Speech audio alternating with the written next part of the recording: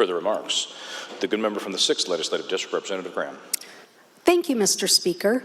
And this is an easy yes for me and for the community that I serve. Just this morning, I was reading a story that was really shocking to me in a way that had to do with an individual that was going to preschools and pretending that he was looking for a preschool for his child. The problem, Mr. Speaker, was that he didn't have a child. He's a sex offender. And in that particular situation, he was going to these preschools, asking questions, taking pictures of the area, familiarizing himself with what was there, who was around, and it also, at some points, he would have a partner with him. Mr. Speaker, this is a serious issue. And if for whatever reason somebody like that is recognized, maybe it's not law enforcement, it could be a security officer that, asks the question. And if there was something on the ID to denote that this was a sexually violent predator, you have the opportunity at that point to stop something possibly horribly from happening to a little child. Preschoolers, Mr. Speaker, can't defend themselves. They rely on us, adults, to look out for them. I think that asking for this one little thing to protect our kids, we need to protect kids over adults, and especially adults that have shown themselves to be of concern. Please, Mr. Speaker, I'm urging a yes on this amendment. Thank you. Further remarks? The good member from the 6th Legislative District, Representative Graham.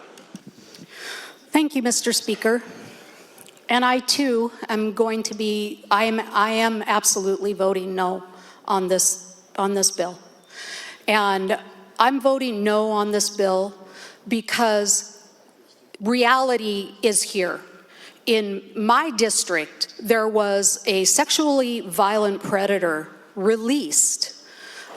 No supervision, and this particular person had been stalking a little girl. She admitted having fantasies of stalking the girl, finding her, sexually assaulting her, killing her, and then dismembering her body. The same person admitted that she had sexually assaulted hundreds of kids. How did she do it? She befriended the parents. Hey, let me watch your kid for you. I'm here, I'm your best friend. That is a life sentence for those kids.